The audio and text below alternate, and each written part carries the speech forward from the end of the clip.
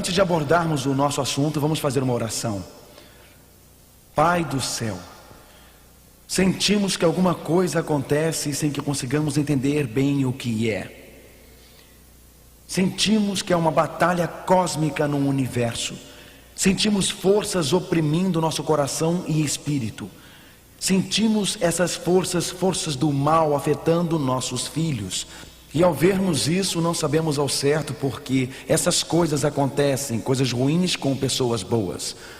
Ajude-nos a entendê-las claramente e a função que desempenhamos neste fim da história do mundo. Em nome de Jesus, amém. Nosso assunto hoje à noite é Anjo 911. Ou a grande controvérsia entre o bem e o mal, a conspiração angélica. Uma coisa é certa, os anjos estão em voga hoje. Já notaram como usamos essa palavra em número cada vez maior no nosso vocabulário? Há tortas de anjos e até creme de anjos. Colocamos peixe-anjo no aquário. Eu moro em Los Angeles, a cidade dos anjos. Colocamos anjos no topo das árvores de Natal. Dizemos que os filhos são pequenos anjinhos quando dormem. Quando alguém canta belamente, dizemos que a pessoa cantou como o quê? Como um anjo. Anjos estão em voga hoje. Já notaram a grande quantidade de livros, revistas e filmes apresentando o tema anjos? A revista Life traz uma história de anjos. Um dos melhores best-sellers, Anjos, os Milagres e Mensagens. A revista Time, como principal assunto, anjos. 69% dos americanos acreditam em anjos, de acordo com uma pesquisa da Time de 1993. Quando esta pesquisa foi feita entre adolescentes americanos, foi descoberto que 75% desses adolescentes acreditavam em anjos. Isto é incrível. Houve um súbito interesse em anjos. E hoje em dia, livros sobre anjos disputam o primeiro lugar dos best-sellers entre eles mesmos.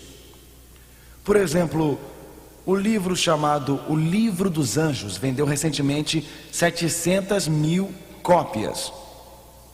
Outro livro, Onde os Anjos Caminham, vendeu 500 mil cópias. E o livro chamado Cartas dos Anjos vendeu 245 mil cópias. O interesse por anjos é evidente. O programa de TV popular americano Highway to Heaven girava em torno de um suposto visitante que vinha do céu. Filmes de anjos, de fato, estão explodindo como os mais vendidos hoje. Por que esse interesse em anjos? Há bibelôs de anjo, emblemas de anjo.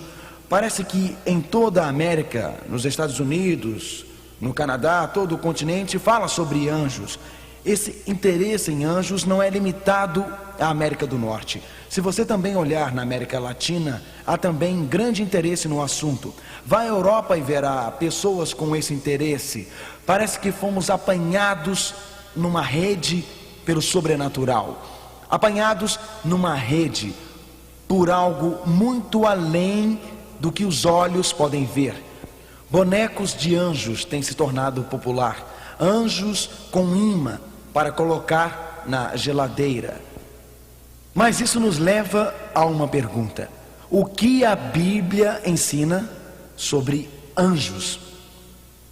Uma coisa é certa, a Bíblia menciona os anjos várias vezes. De fato, alguém contou que no primeiro livro da Bíblia, Gênesis, há 32 evidências diferentes da presença de anjos. O que a Bíblia ensina sobre anjos? Primeiro, a Bíblia ensina que os anjos não são figuras místicas, que os anjos não são seres frutos da imaginação. A Bíblia diz em Salmos 103, versos 20 e 21: Bendizei ao Senhor todos os seus anjos, valorosos em poder, que executais as suas ordens e lhe obedeceis a palavra. Bendizei ao Senhor, vós todas as suas obras, em todos os lugares do seu domínio. Bendizei, ó minha alma, ao Senhor. Está evidente que os anjos foram criados por Deus para adorá-lo e também para louvá-lo.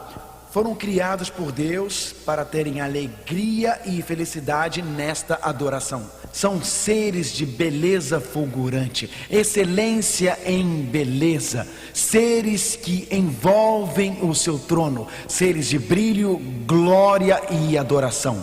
Mas a Bíblia não fala apenas desses anjos santos e bons. Falando de Satanás, a Bíblia diz em 2 Coríntios 11, verso 14: E não é de admirar, porque o próprio Satanás se transforma em anjo de luz. A Bíblia descreve o poder do bem e o poder do mal. Ela descreve o poder da luz e o poder das trevas. Ela descreve uma batalha, uma luta entre os anjos santos e bons com os anjos ímpios e maus. A Bíblia descreve uma batalha no universo. A Bíblia descreve uma batalha pelo trono. Não uma batalha pelo trono da terra, uma batalha por algum posto político, não uma batalha por algum império terreno, mas uma batalha pelo trono do universo. Venha comigo esta noite, de volta a um passado distante. Venha comigo esta noite de volta ao início da história, bem no começo dessa grande batalha. Foi Deus quem criou, nesta grande vastidão do espaço, anjos santos e bons, e também criou anjos ímpios e maus? Como poderia um Deus de amor criar esses anjos ímpios, maus e também imperfeitos? A Bíblia fala que de fato, quando Deus criou o mundo, Ele não criou anjos ímpios, maus e imperfeitos. A Bíblia descreve a origem de um anjo que chamava-se Lúcifer. A palavra Lúcifer quer dizer anjo de luz. Vem de duas palavras latinas, lux, thero. Então, lux quer dizer luz e thero, anjo. Ela descreve Lúcifer, anjo de luz do céu. Descreve Lúcifer como um ser de brilho fulgurante, como um anjo de majestade e glória. E diz: tu eras o modelo de perfeição, cheio de sabedoria e perfeito em beleza. Tu estavas no Éden, o jardim de Deus. A Bíblia continua descrevendo esse anjo. De todas as pedras preciosas te cobrias. Tu eras querubim da guarda ungido, e eu te estabeleci. Ezequiel 28, versos 12 a 14. A Bíblia diz que criou um anjo perfeito, um anjo que era modelo de simetria, beleza sem igual e perfeição. Este anjo foi criado para ser um dos líderes do céu, para adorar e louvar a Deus. Foi criado Lúcifer, o anjo de luz, que era santo, o puro de coração. Mas este ser de brilho fulgurante, este ser de majestade e glória, se encantou por uma outra posição e autoridade que ele não possuía. Esta é a história, a saga de um anjo caído. Uma história mais impressionante que Guerra nas Estrelas. Uma história mais impressionante que qualquer filme já produzido até hoje nos cinemas. Este é um drama histórico. Este é um conflito cósmico entre o bem e o mal. Ele nos leva para trás das cenas e nos mostra o que realmente está acontecendo no universo. A história de um anjo caído. A Bíblia descreve Lúcifer como indescritível. Ela diz em Isaías, no capítulo 14, verso 12 em diante: tu dizias no teu coração: eu subirei ao céu, Eu exaltarei o meu trono acima das estrelas de Deus. Eu serei semelhante ao Altíssimo. Isaías 14, versos 13 e 14. Deus criou um ser de brilho fulgurante, um anjo majestoso, e este ser colocou seus olhos no trono de Deus. Este ser colocou seus olhos no lugar que era de Deus. Iria surgir uma guerra pelo trono. A razão das guerras nesta terra é porque houve uma primeira no céu. A razão de haver guerra por impérios nesta terra é porque houve uma pelo império do céu. A razão pela qual reinos se colidem na terra é porque reinos se colidiram no céu. Os perigos são enormes. Esta não é uma guerra apenas terrena. O universo está em perigo. O domínio do mundo está em perigo. Esta é uma guerra de dimensões enormes. É uma luta cósmica pelo controle do universo. Bem, você pode se perguntar: por que Deus criaria um ser como Lúcifer, com a possibilidade de escolha? Por que Deus não programou este Lúcifer para que ele nunca escolhesse? Então nunca teríamos os problemas que temos no universo. Me sigam de perto. Se você tira de alguém o poder de escolha, você também tira a habilidade de amar. Porque o amor não pode ser forçado, deve ser escolhido. E se você tirar a habilidade de amar, também tira a chance de ser feliz. Nossa felicidade é baseada na escolha. Suponha que, como pais, vocês pudessem programar seus filhos no computador toda noite. Suponha que você tem um filho de 13 anos e a cada noite você tirasse uma peça de sua cabeça. Eu aposto que gostariam, desculpe. Mas se você pudesse tirar alguma peça de lá, pegá-la e jogá-la num programa de computador e a cada manhã ele se levantasse e dissesse: alô, mamãe, eu fiz meu dever esta noite e eu serei obediente na escola. E então seu filho de madeira, ou seu filho robô de ferro, com braços robóticos de ferro, colocasse os braços em volta de você e lhe desse um estalo com os seus lábios de ferro. Quantos queriam uns filhos assim? Não levantem as mãos tão rápido. Há algo de espontâneo na criança, com jeans sujo, cabelos despenteados e voando, correndo pela casa, dizendo: mamãe, eu quero falar com você. E diz: mãe, eu posso pegar a bicicleta e ir pescar, ou então eu posso nadar. E ele joga os braços em volta de você. Nós não queremos filhos programados que obedecem porque são forçados. E nem Deus quis isso. E Deus criou anjos lindos que eram modelos de perfeição. E um deles começou a colocar os seus olhos no trono de Deus e queria controlar as coisas no universo inteiro. E um desses anjos, com seu poder de escolha, resolveu rebelar-se contra Deus. E a Bíblia descreve os resultados dessa rebelião. Há guerras na terra porque houve uma guerra no céu. A Bíblia diz em Apocalipse 12, verso 7: houve uma peleja no céu.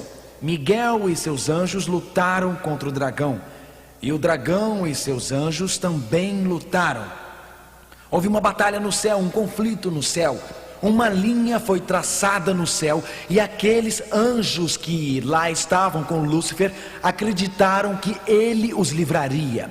Ele enganou os anjos. Os anjos acharam que as leis de amor de Deus eram muito rígidas. Eles acharam que eram opressivas. Estes anjos ficaram com Lúcifer. Ele enganou os anjos e eles acreditaram em suas mentiras. E houve uma batalha no céu, um conflito no céu. Além do que os olhos podem ver, além do que os ouvidos podem ouvir, as cortinas foram abertas em todo o canto do universo. Houve um conflito entre anjos bons e maus. A Bíblia descreve este conflito. Ela diz: e foi expulso o grande dragão, a antiga serpente, que se chama Diabo e Satanás.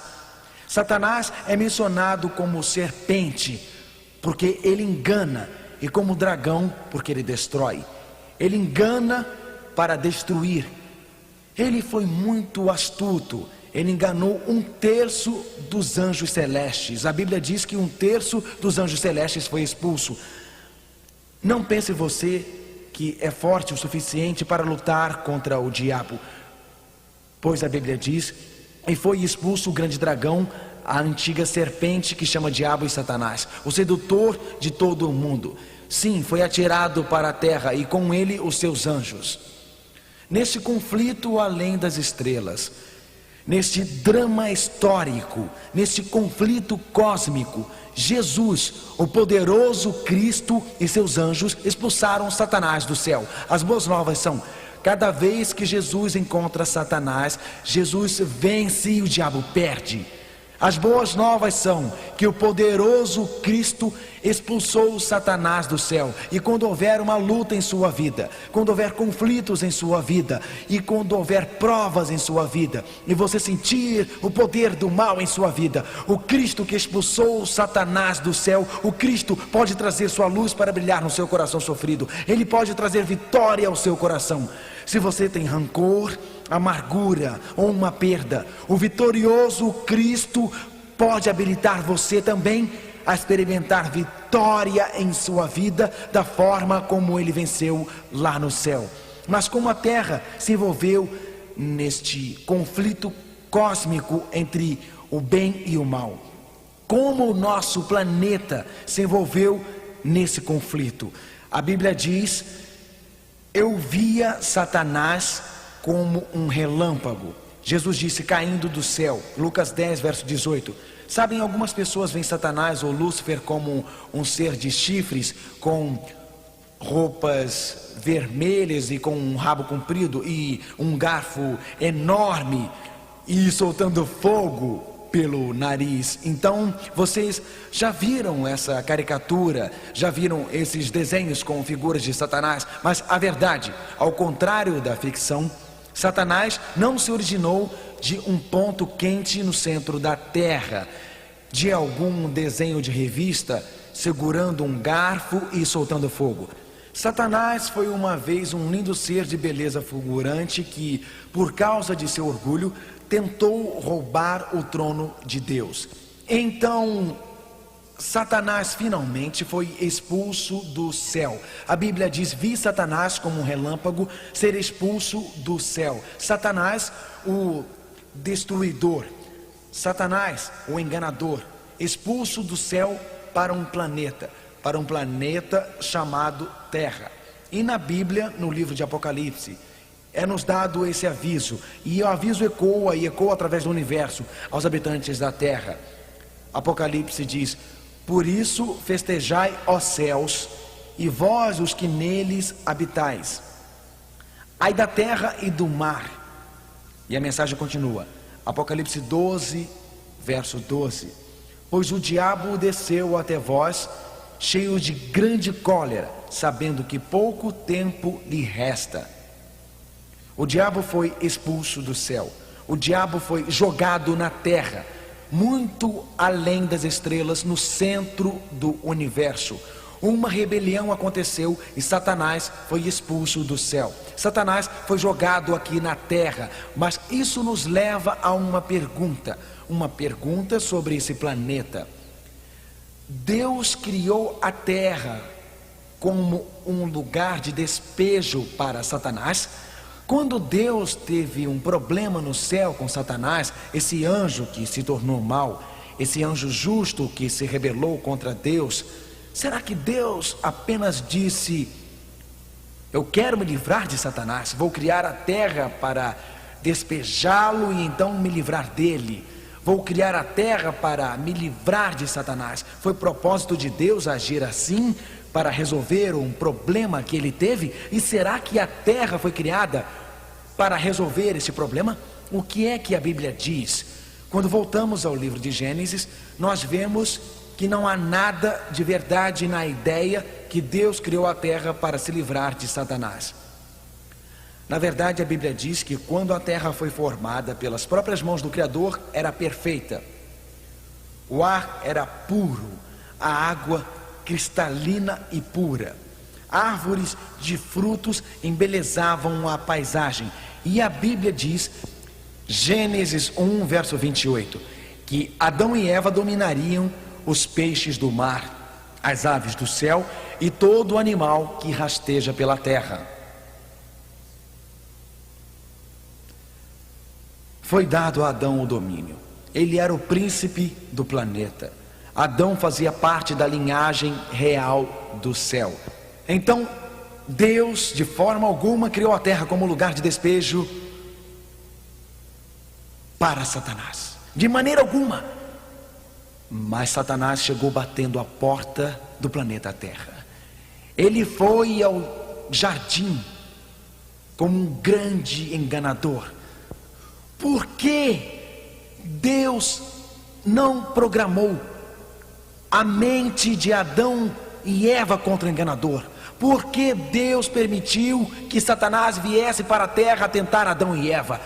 Porque Satanás afirmou que as leis de Deus eram injustas. Satanás afirmou que as leis de Deus eram imperfeitas. Satanás disse que Deus era inflexível. Satanás disse que Deus era arbitrário. Satanás disse que as leis de Deus não foram feitas para a nossa felicidade. Então, se Deus não permitisse a Satanás a chance de vir tentar Adão e Eva, se Deus colocasse uma porta e a trancasse para sempre e fechasse a mente de Adão e Eva, Satanás poderia dizer para todo o universo: Deus está com medo de dar a Adão e Eva a escolha, ele sabe que meu caminho é melhor. Vejam, havia dois governos rivais, o governo de Deus e o governo de Satanás. Quando Satanás se rebelou contra o Senhor, ele estabeleceu o seu próprio jeito de viver e seu próprio governo. E então Deus, para ser justo, Deus, para ser coerente, Deus, para dar a Adão e Eva o livre-arbítrio, permitiu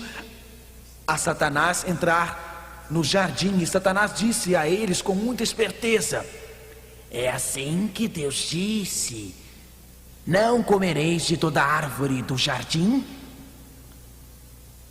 Não é Deus mesquinho? Não é Deus opressivo?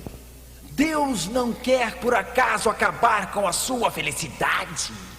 Satanás veio ao jardim e Eva respondeu com essas palavras.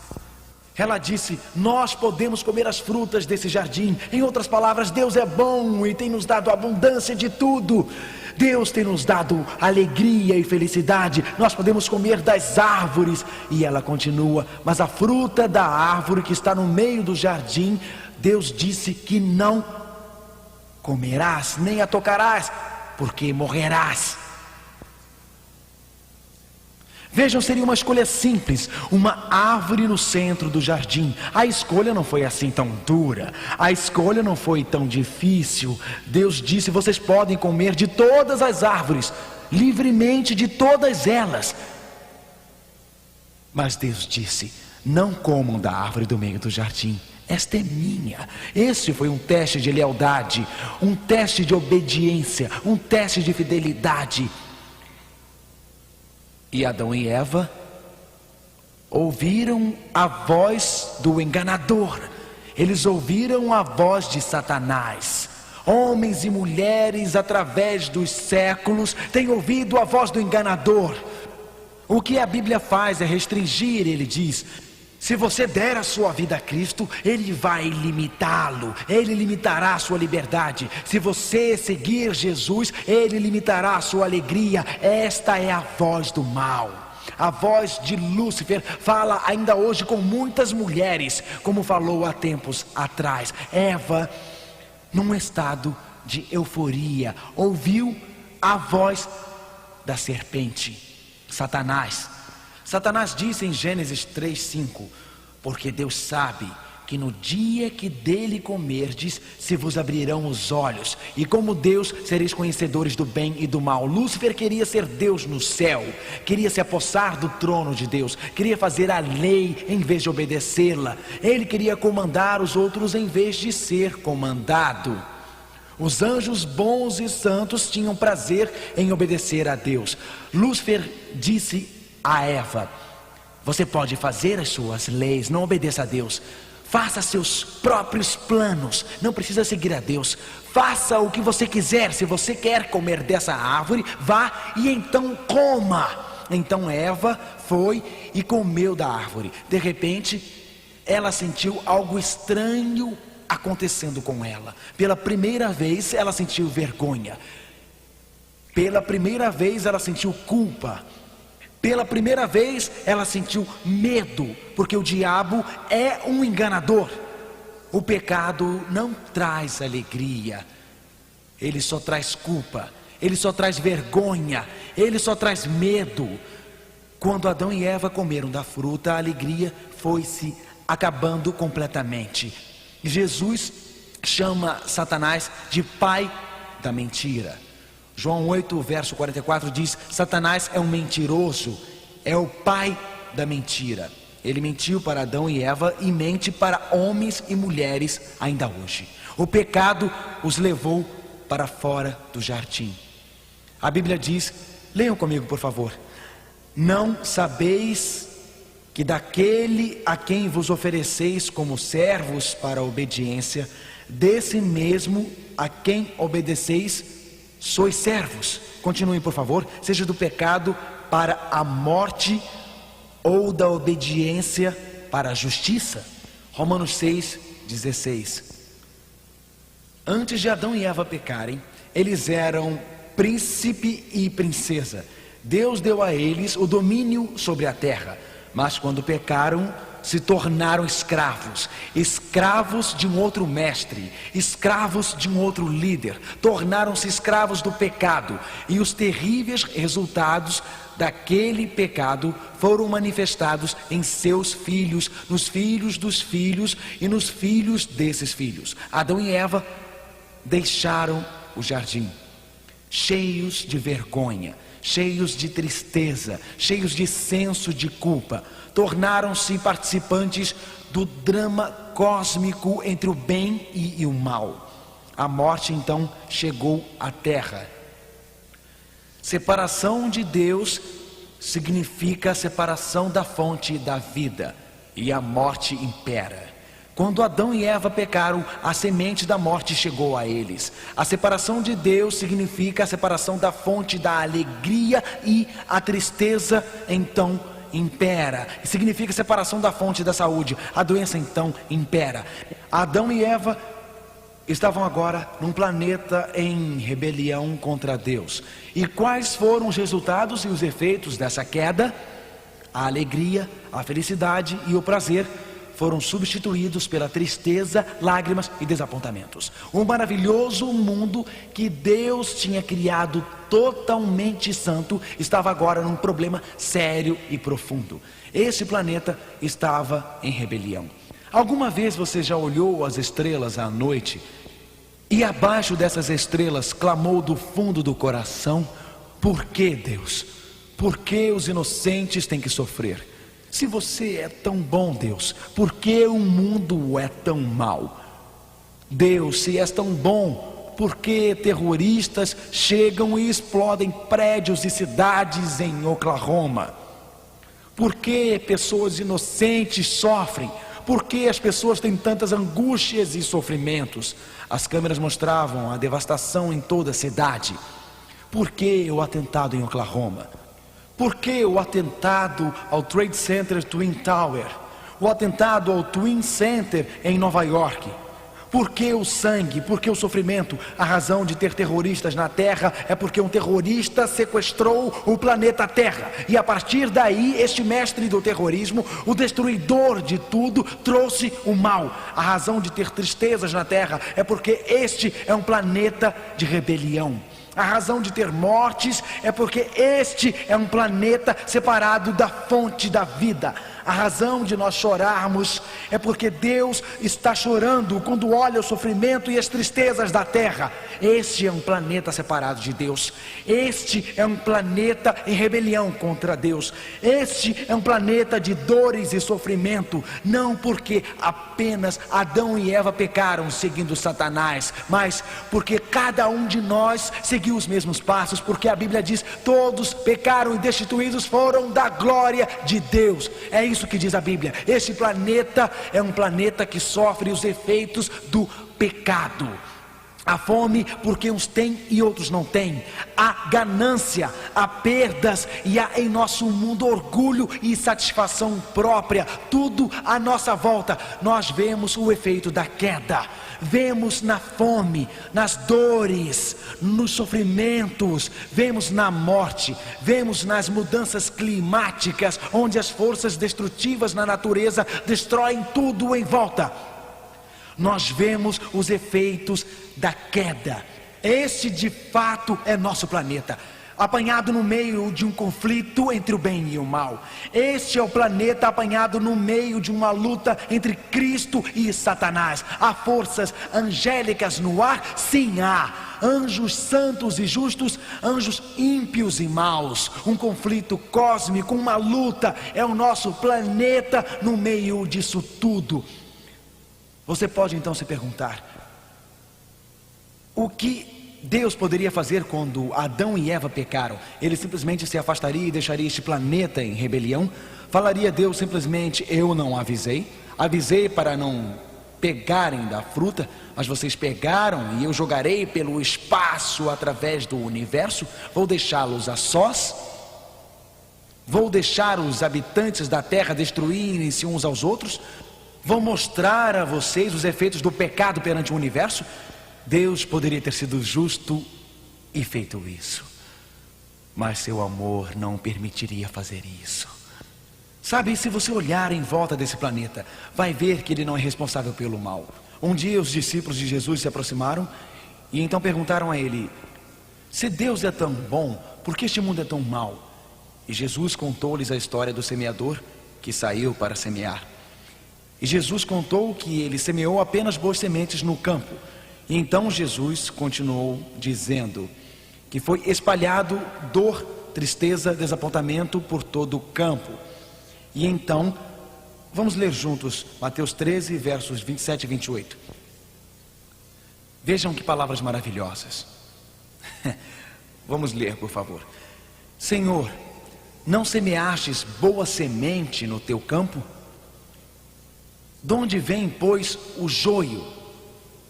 Ele, porém, lhes respondeu: um inimigo fez isso.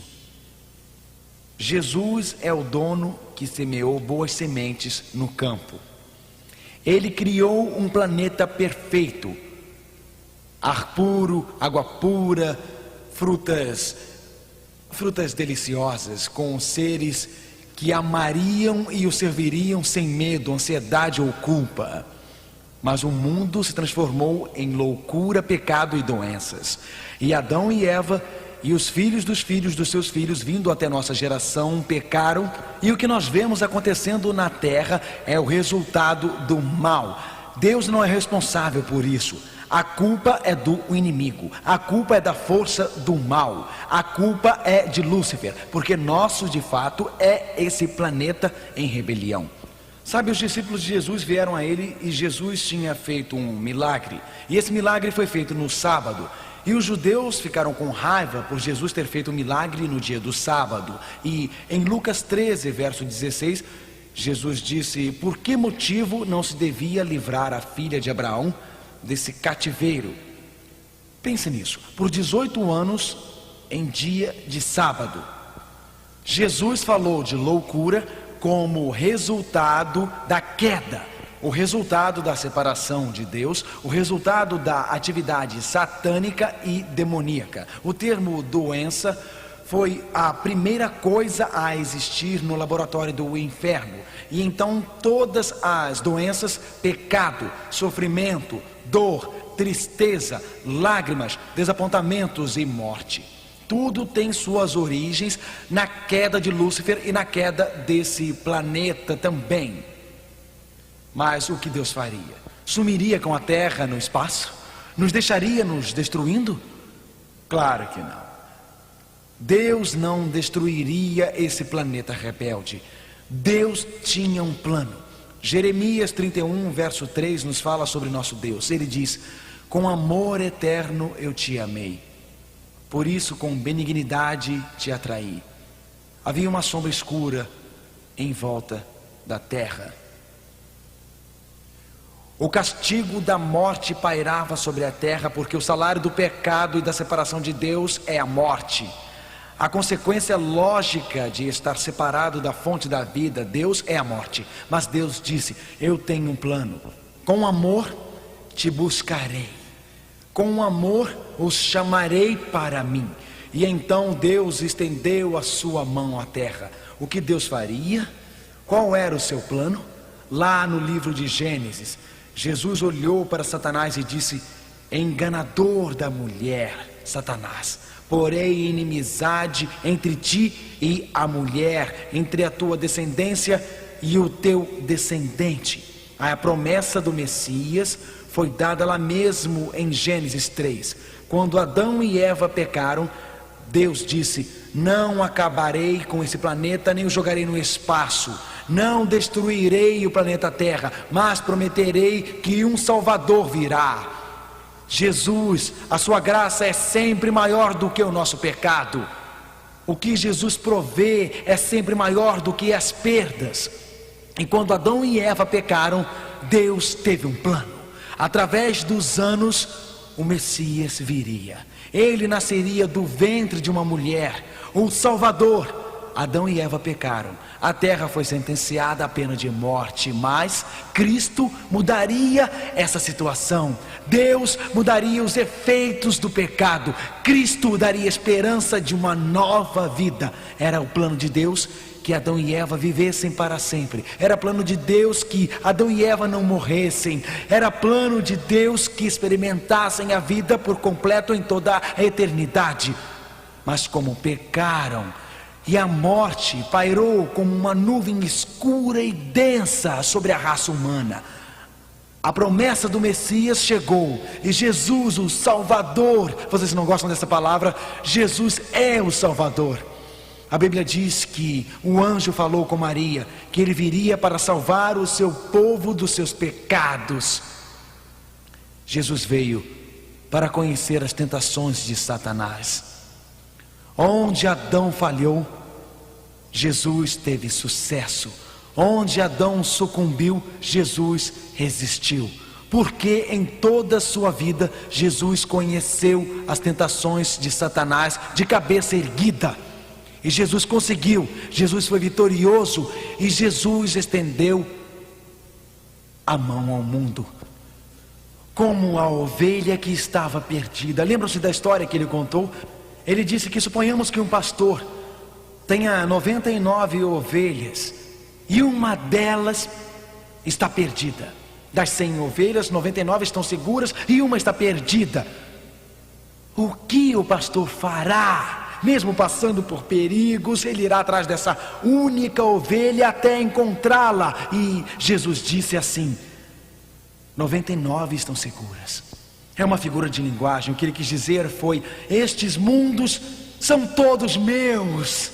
Querubins e serafins me adoram e me louvam. Mas Jesus disse que havia um mundo perdido, e ele não destruiria, mesmo que fosse merecida a destruição. Mas seu amor e misericórdia não deixavam. Diziam a ele: resgate-as. Lucas 19, verso 10, vamos ler. Porque o Filho do Homem veio buscar e salvar o que se havia perdido. O castigo da quebra da lei, o salário do pecado é a morte. Cristo viveu a vida perfeita que nós deveríamos viver. Ele enfrentou Satanás por você e por mim, em nosso lugar, Ele marchou para um monte chamado Calvário, uma montanha, Gólgota. A Bíblia diz em João 3, verso 17: porquanto Deus enviou o seu Filho ao mundo, não para que julgasse o mundo. Você vê, a questão nessa controvérsia não era simplesmente a salvação de uma pessoa ou duas pessoas. A questão era um mundo todo condenado à morte. A questão era um planeta que caminhava para uma destruição completa.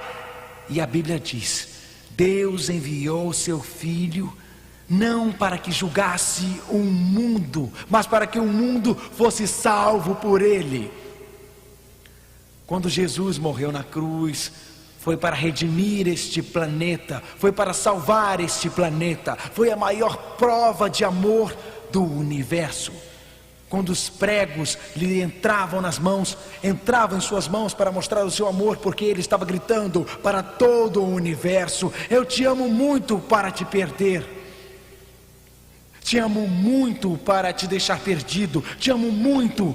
Olhem, a Bíblia diz: visto pois que os filhos têm participação comum de carne e sangue, deste também ele igualmente. Jesus não poderia ficar no céu enquanto estivéssemos perdidos. Então ele veio à terra para que por sua morte destruísse aquele que tem o poder da morte, a saber, o diabo. Hebreus 2, verso 14. O poder da morte foi quebrado com a morte de Jesus Cristo. A terra que estava perdida foi redimida por Jesus Cristo. Então, perante o universo inteiro, anjos estavam cantando, querubins também cantavam, e todos os seus serafins: santo, santo é o Cordeiro, valioso é o Cordeiro que foi morto. Receba as honras, as glórias e grandezas. Isto é o que o diabo não quer que você saiba. Cristo redimiu o mundo. O mundo não é mais de Satanás, Jesus o redimiu. Este mundo foi selado e comprado pelo sangue de Jesus Cristo. O diabo não quer que vocês saibam disso. Filmes, televisão, álcool, drogas. Este mundo foi redimido pelo nosso Senhor e pertence a Ele. Cristo na cruz venceu a guerra quando ele disse: está consumado, está consumado. Sua morte selou a eternidade e salvação para aqueles que vêm a Ele. Notem, Isaías 49, verso 15. Mas ainda que, notem bem, ainda que, mesmo que uma mãe viesse a esquecer de um filho, outros poderiam se esquecer, mas Jesus disse: eu não me esqueci de você, eis que nas palmas de minhas mãos te gravei. Vivemos num mundo de sofrimento, num mundo de tristezas, vivemos num mundo de quimioterapia, vivemos num mundo de terapia radioativa, vivemos num mundo onde o câncer acaba com nossas vidas. Vivemos num mundo de tantos acidentes, onde uma menina de 17 anos é atropelada por um bêbado, jogada no chão e condenada a uma cadeira de rodas, tendo que viver com essa deficiência para a vida. Vivemos num mundo de drogas, vivemos num mundo de divórcios, vivemos num mundo de lares desfeitos e corações partidos, e às vezes numa vida de tristeza. Às vezes com o coração partido. A alegria de viver acaba quando os grãos de areia escorregam entre os dedos. Nós dizemos: Deus, onde estás? E Jesus diz: eu sofri a dor também, porque morri na cruz com cravos nas mãos, porque morri na cruz com uma coroa de espinhos na cabeça. Eu sei o que é, meu filho, sentir dor. Eu sei o que é, meu filho, sentir tristeza. E você e o seu nome estão escritos nas palmas das minhas mãos. Quando você olhar o sangue que jorra do Calvário, vai ver que eu sofri muito na cruz. E quando você estiver triste, em desespero e sofrendo muito, saiba que eu sei exatamente como é. E quando estiver sozinho, eu sei o que é trair, ser traído. Judas me traiu. Quando seu marido o trair, quando sua esposa o trair, quando seus filhos os traírem, Jesus sabe o que é que você está passando, porque ele foi traído, ele foi vendido também.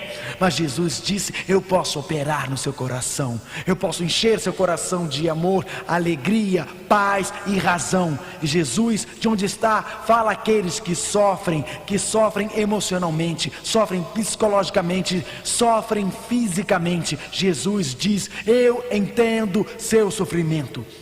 Jesus fala lá da cruz para os mais desesperançosos: se há algo que realmente for real, se há algo que realmente foi garantido, foi quando tiraram o corpo de Cristo da cruz.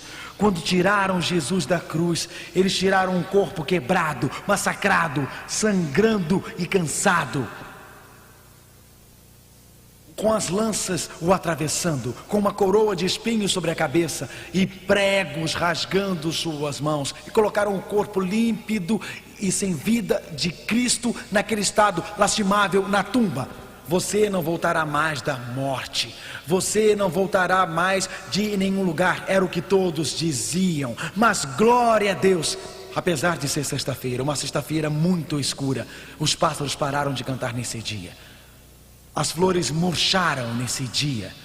Era uma sexta-feira muito escura. A terra tremeu nesse dia. Os trovões rasgaram o céu. A chuva começou a cair. Judas o traiu nesse mesmo dia. Pedro o negou também na sexta. Os judeus o mataram na sexta-feira. Na sexta-feira lá estava ele na cruz. Sexta-feira triste e escura. Mas aleluia, domingo de manhã, um anjo desceu do céu. E diz na Bíblia, Mateus capítulo 28, 2, 3 e 6, descreve a ressurreição. Um anjo do Senhor desceu do céu. O seu aspecto era como um relâmpago, e sua veste alva como a neve. Aqui temos um novo anjo descendo. O anjo respondeu, falando à mulher: não temais. Ele já tinha voltado da morte. Não temais. Ele não está aqui, porque já ressuscitou. Se Cristo pôde voltar da morte, se Cristo pôde voltar de algo tão terrível que é a morte, se Ele pôde sair da tumba, você pode superar um divórcio devastador, você pode superar um câncer, pode superar as dificuldades financeiras, as dores e tristezas, você pode superar a depressão, você pode superar a falta de espiritualidade, você pode superar as drogas, você pode superar o álcool. A verdade é que quando Jesus morreu na cruz, Ele derrotou o Satanás, Ele pagou o preço da morte para o mundo, Ele resgatou o mundo de volta, e o Cristo ressurreto está vivo. Este Cristo ressurreto diz a você e a mim: eu quero mudar sua vida, quero que renasça de novo. Jesus entende nossas tristezas, Ele entende nossos desapontamentos, entende nossa solidão, Ele entende nossas lutas. Jesus entende os hábitos que de maneira nenhuma conseguimos deixar. Mas Ele faz mais que entender. Ele é mais do que um Cristo morto. Ele é o Cristo que está vivo. Este Cristo derrotou Satanás. A Bíblia diz, Efésios 6, versos 12: porque a nossa luta não é contra o sangue e a carne, e sim contra os principados e potestades, contra os dominadores deste mundo tenebroso, contra as forças espirituais do mal nas regiões celestes.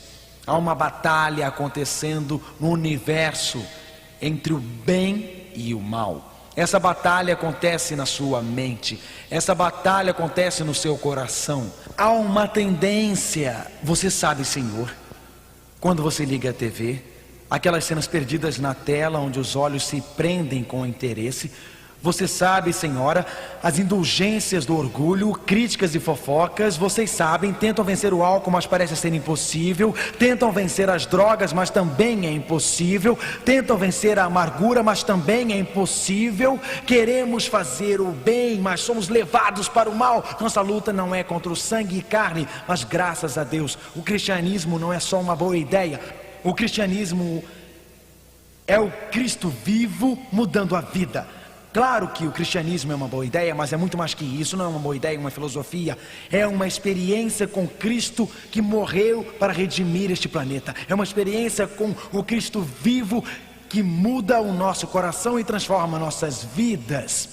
E um dia este Cristo porá um fim a esta guerra. Nós começamos lendo sobre uma guerra no céu em Apocalipse, mas haverá um plano final de resgate. Jesus na cruz revelou o seu amor. Quando disse, está consumado, Ele redimiu este planeta. Mas logo Ele virá para finalmente vencer Satanás, para realmente destruir Satanás. Ele virá para vencer a última batalha, para redimir este planeta que é dele. As Escrituras dizem em Apocalipse 19: vi o céu aberto e eis um cavalo branco. O seu cavaleiro se chama Fiel e Verdadeiro, e julga e peleja com justiça. E seguiam-no os exércitos que há no céu, montando cavalos brancos, com vestiduras com linho finíssimo, branco e puro.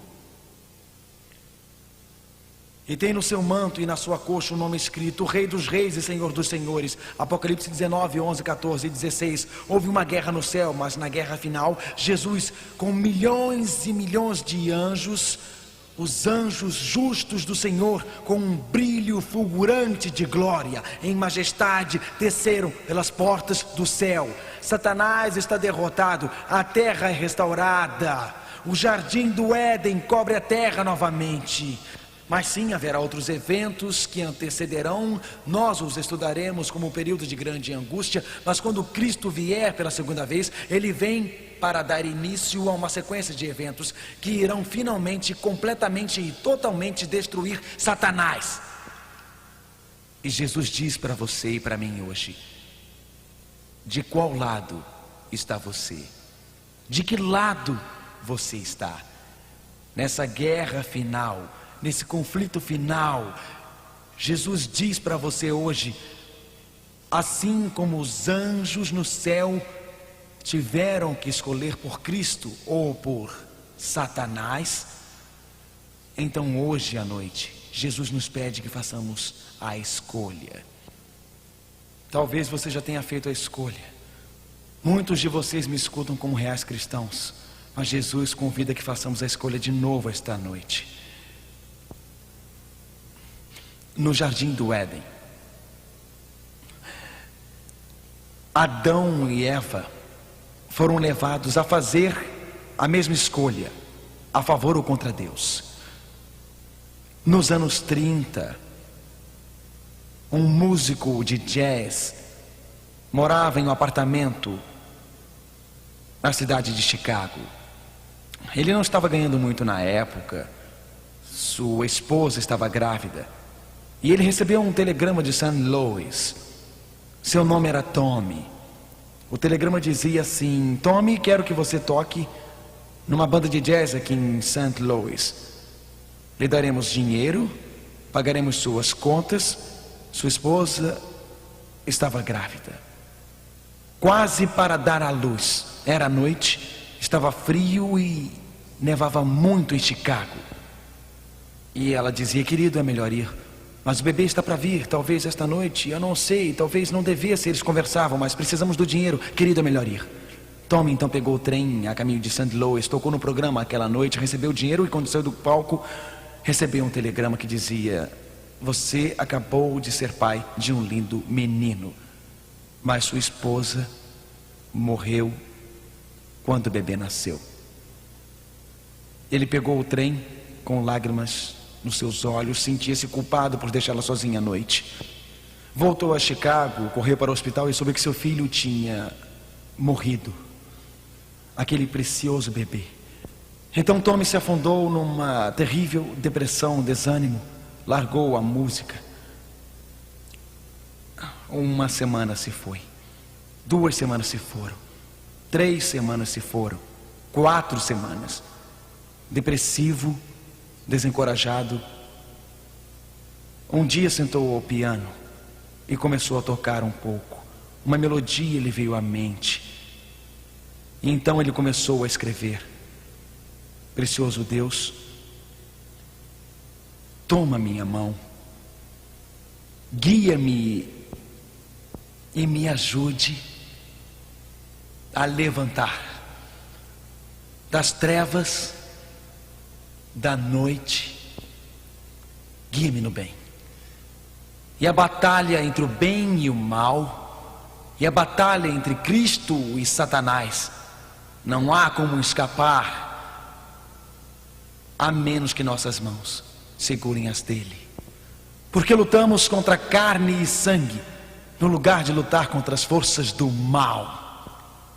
Não lutamos contra carne, mas contra seres malignos. Os poderes de Satanás são fortes, Os poderes do mal são imensos. Sentimos fraqueza no coração. Somos induzidos por tentações.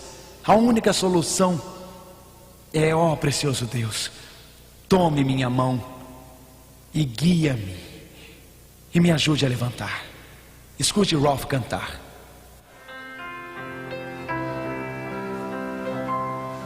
Precious Lord, take my hand, lead me on, help me stand. I am tired, I am weak, I am worn.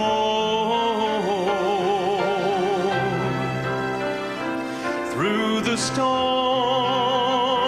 through the night, lead me on to the light. Take my hand, precious Lord.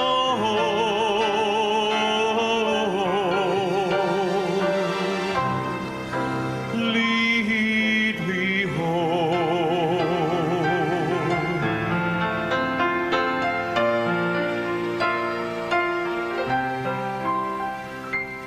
When my way grows drear, precious Lord, linger near. When my life is almost gone, hear my cry, hear my call, hold my hand, lest I fall. Take my hand, precious Lord.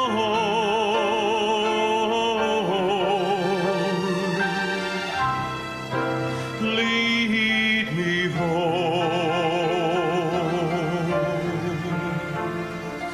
precious Lord.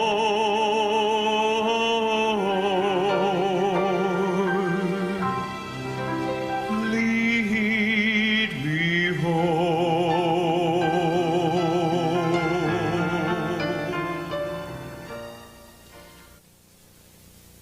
Pai, neste momento, nos entregamos a Ti. Queremos estar do Teu lado e no conflito entre o bem e o mal. Nós te agradecemos, ó Pai amado, por podermos ir embora cantando deste lugar, sabendo que nossa vida está do lado certo. Em nome de Jesus.